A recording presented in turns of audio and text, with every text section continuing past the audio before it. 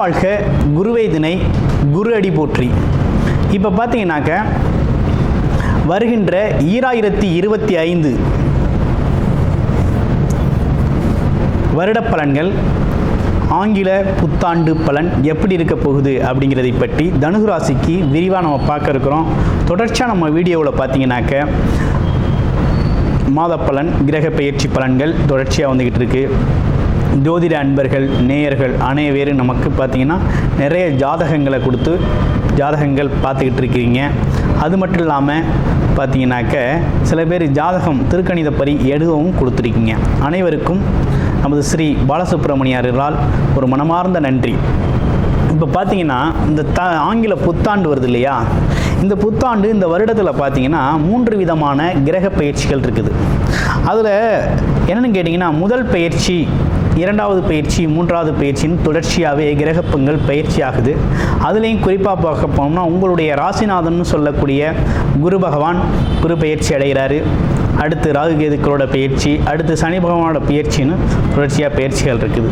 ஆனால் முதல்ல உங்களுடைய ராசிநாதன் குரு பகவான் என்ன நிலையில் இருக்கார் இந்த குரு பயிற்சிக்கு பிறகு அப்படிங்கிறத பார்ப்போம். இவ்வளவு நாளாகவே ராசிநாதன் எப்படி இருந்தார் அப்படின்னு பார்த்தோம்னாக்க, உங்கள் ராசியிலேருந்து 2ஆம் இடத்தை தான் பார்த்துக்கிட்டு இருந்தார். இப்போ சமசப்தமாக 7ஆம் இடத்துல அமர்ந்து பயிற்சியாகி உங்களுடைய ராசியை பார்க்க ஆரம்பிச்சிட்டார்.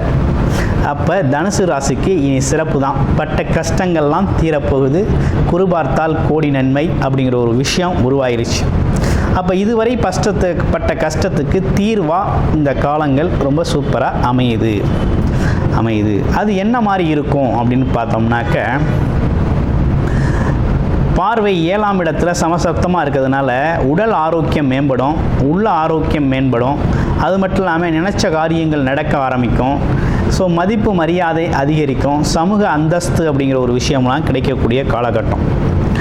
அடுத்து பாருங்கள், அவரே உங்களுடைய ராசியிலேருந்து 3ஆம் இடத்தை பார்க்குறார். இது நாள் வரை அங்கே சனி பகவான் இருந்துக்கிட்டு முயற்சியில் ஒரு குறைபாடு, எடுக்கிற முயற்சிகள் வெற்றி பெறதில்லை, முயற்சிகளில் ஒரு குழப்பம், தடை தாமதமான முயற்சி, இப்படி பல்வேறு விஷயங்கள் நடந்தது இல்லையா. இனி அந்த முயற்சியில் ஒன்றும் பெரிய சிரமம் இருக்காது. ஏன்னா ராகு பகவான் அமர்றாரு, குரு பார்க்குறாரு. அப்போ உங்களுடைய முயற்சி பல்வேறு கோணங்களில் முயற்சிகள் பலிதமாகிறது, வெற்றி கிடைக்கிறது, எடுத்த காரியங்களில் காரிய வெற்றி அமைகிறது, காரிய ஜெயம் உண்டாகிறது. இப்படிப்பட்ட விஷயங்கள்லாம் நடக்க ஆரம்பிக்க போகுது.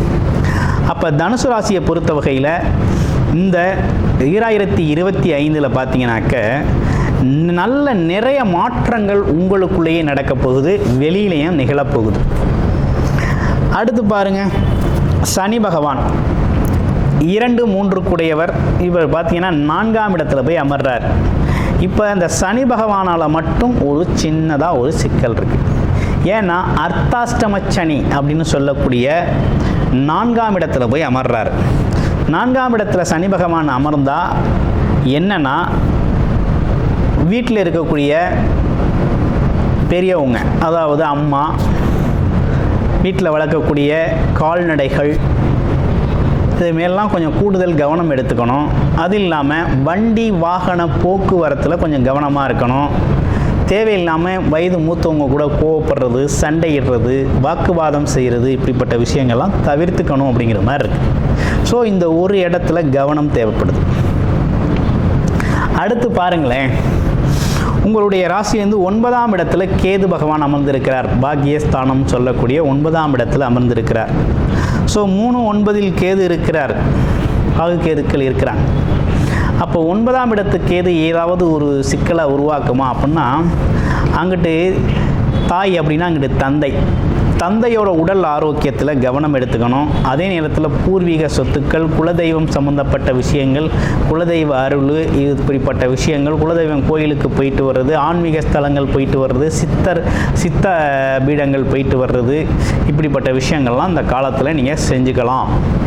ஆமாம், அதே போல் அப்பாவோட உடல் ஆரோக்கியத்தில் கவனம் எடுத்துக்கணுங்கிற மாதிரி இருக்குது. மற்றபடி ஒன்றும் பெரிய பாதிப்புகள் ஒன்றும் இல்லை. ஏன்னா 9ஆம் இடத்துக்கு கேது அப்படின்னா முழுமையான ஒரு ஆன்மீக ஞானம் அப்படிங்கிறத கொடுத்துருவார். ஆமாம், பாக்கியஸ்தானத்தில் கேது இருந்தார் அப்படின்னா மிகப்பெரிய ஞானத்தை கொடுத்துருவார். குலதெய்வ அருள் முழுமையாக கிடைச்சிரும். வாக்குப்பளிதம் ஏற்பட்டுரும். ஆமாம், பல்வேறு கோணத்தில் உங்களுக்கு நல்ல விஷயங்களை செய்ய இருக்கிறாரு. இதில் குறிப்பாக குரு வேற உங்களை ராசியை பார்க்குறாரு. அது மட்டும் இல்லாமல் அவர் ராசியை பார்க்கறது மட்டும் இல்லாமல் 11ஆம் இடமான லாபஸ்தானத்தையும் பார்க்குறாரு. எண்ணங்கள் ஈடேறுறது, நினைச்சது நடக்கிறது.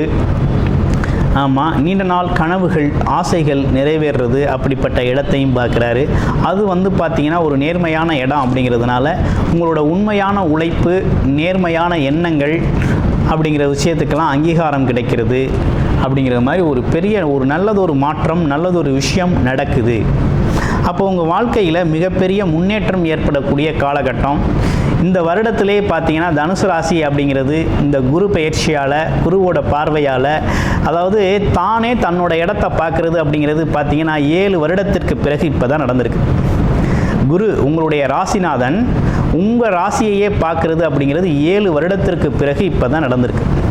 அப்போ ஒரு சுற்று, அப்போ 12 வருடங்களுக்கு ஒரு முறை நிகழக்கூடிய ஒரு அற்புதமான நிகழ்வு இது. ராசிநாதனே ராசியை பார்த்து சரி செய்கிறது, ஆரோக்கியத்தை கொடுக்கிறது.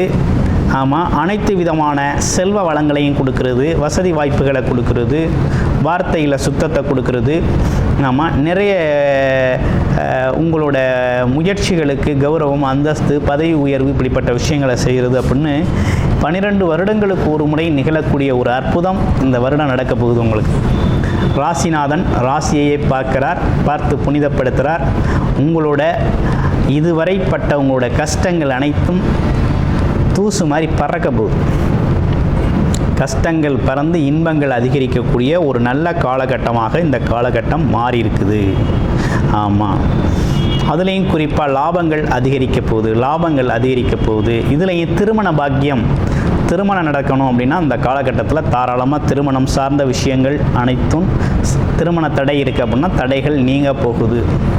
குழந்தை பாக்கியம் கிடைக்க போகுது. குழந்தை இல்லாதவங்களுக்கு திருமணம் செய்யணும்னு முயற்சி செய்கிறவங்க திருமணம் இந்த காலகட்டத்தில் நடந்துடும். ஆமாம், செல்வ வளம் சார்ந்து முயற்சி செய்கிறவங்க செல்வம் சார்ந்த விஷயங்களுக்கான முயற்சிகள் கைகூட போகுது. கிட்டத்தட்ட உங்களுடைய பிறப்பு ஜாதகத்தில் என்ன தசாபுத்தி அமைப்பு இருக்குது அப்படிங்கிறத நீங்கள் பார்த்துக்கணும். லக்கண அடிப்படையில் எப்படி இருக்குது அப்படிங்கிறத முழுமையாக பார்த்துக்கிட்டு அதற்கு ஏற்றார் போல் இதில் எந்த விஷயத்தை கையில் எடுத்து நீங்கள் சக்ஸஸ்ஃபுல்லாக கொண்டு போகணும் அப்படிங்கிறத முழுமையாக நீங்கள் செஞ்சுக்கணும். உங்களுடைய பிறப்பு ஜாதகத்தை பார்த்து தெரிஞ்சுக்கணும். ஏன்னா நம்மளுடைய கோச்சார பலன்களே பார்த்திங்கன்னா மிகவும் ரொம்ப சிறப்பாக இருக்குது. ரொம்ப துல்லியமாக நம்ம சொல்லிட்டு வரோம். ஒவ்வொரு தடவையும் பார்த்தீங்கன்னா என்ன செய்யலாம், என்ன செய்யக்கூடாது, எது சார்ந்த விஷயத்தில் கவனம் எடுத்துக்கணும், எது உங்களுக்கு சாதகமாக இருக்குது, பாதகமாக இருக்குது, என்ன விதமான வழிபாடுகள் உங்களுக்கு நல்லா இருக்கும் அப்படிங்கிறதை பற்றிலாம் முழுமையாக நம்ம சொல்லிக்கிட்டு இருக்கோம். இப்போ அந்த வகையில் தனுசு ராசிக்காரர்கள் எது சார்ந்த வழிபாடுகள் இவங்களுக்கு ரொம்ப கை கொடுக்க போகுது அப்படின்னு பார்த்தோம்னா குலதெய்வ வழிபாடு அப்படிங்கிறது ரொம்ப ரொம்ப முக்கியம். அது மட்டும் இல்லாமல் பார்த்தீங்கன்னா விநாயகர் வழிபாடு அப்படிங்கிறத தொடர்ச்சியாக செஞ்சுக்கிட்டு வரணும்.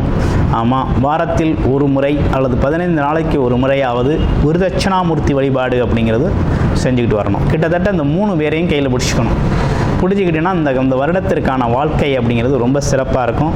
தனுசு ராசிக்கு நீண்ட காலமாகவே தடை தாமதம், ஆமாம், எடுத்த காரியங்களில் ஒரு முன்னேற்றம் இல்லை அப்படிங்கிறது மாதிரி ஒரு சிரமங்களை சந்திச்சிட்டிங்க. இனி வர்ற காலங்களில் உங்களுக்கு ரொம்ப சாதகமான சூழ்நிலைகள் நிறைய நடக்க இருக்குது. அதாவது வீட்டில் மங்கள நிகழ்ச்சிகள் நடத்தக்கூடிய காலகட்டமாக வருது. அதுலேயும் முயற்சி தடை அப்படிங்கிறது இருந்தது. பல்வேறு விதமாக பல கோணத்தில் முயற்சி பண்ணிட்டப்பா, பல விஷயத்தை செய்யலான்னு செஞ்சு பார்த்துட்டோம், ஆனால் எதுவுமே நடக்கலை, ஏதோ ஒரு சிக்கல் இருக்குது, ஏதோ ஒரு மர்மம் இருக்குது அப்படின்னு சொல்லியிருப்பீங்க இல்லையா, அதெல்லாம் மறையக்கூடிய ஒரு காலகட்டமாக இந்த காலகட்டம் இருக்குது. இந்த காலகட்டத்தை பொறுத்த வகையில் உங்களுக்கு ஒரு முன்னேற்றமான ஒரு பொற்காலம் அப்படின்னே சொல்லணும். நீங்களே இப்போ பார்த்தீங்கன்னா உங்களை ரியலைஸ் பண்ண முடியும், நீங்களே உங்களை பார்க்கக்கூடிய காலகட்டமாக இந்த காலகட்டம் மாறுது. ஆமாம், திரும்பி பார்க்கக்கூடிய ஒரு காலகட்டம். உங்கள் முன்னேற்றம் அப்படிங்கிறது உங்கள் கையில் இருக்குது அப்படிங்கிறது மாதிரி இந்த காலகட்டம் ரொம்ப சிறப்பாக அமைஞ்சிருக்கு. பொன் பொருளாதாரம் ஓங்கி நிற்கக்கூடிய காலகட்டம். அதே நேரத்தில் பார்த்திங்கன்னா திருமண யோகம், அது கணவன் மனைவி ஒற்றுமை, பிரிந்த குடும்பங்கள் ஒன்று சேர்றது, ஆமாம், அந்த மாதிரி விஷயங்கள்லாம் ரொம்ப நல்லா இருக்க போகுது. அதே நேரத்தில் இந்த காலகட்டத்தில் திருமணம் ஆகாத தனுசு ராசி அன்பர்களுக்கு உறுதியாக இந்த வருஷத்தில் திருமணம் ஆயிரும். 2025 திருமணத்திற்கான ஏற்பாடுகள் ஆண் பெண் இருபலருக்குமே, அதாவது வரன்கள் பார்த்துக்கிட்டு இருக்கீங்க அப்படின்னா உறுதியாக இந்த வருஷத்தில் வரன் கிடச்சி ஒரு திருமண வாழ்க்கை, திருமண பயணம் அப்படிங்கிறது உறுதியாக நடந்துடும். ஆமாம், அது மட்டும் இல்லாமல் சில பேரோட வாழ்க்கையில் 2வது திருமணத்திற்காக வெயிட் பண்ணுறேன் அப்படிங்கிறவங்களுக்கும் அந்த 2வது திருமண வாழ்க்கை அப்படிங்கிறதும் இந்த வருஷத்தில் அமைஞ்சிடும்.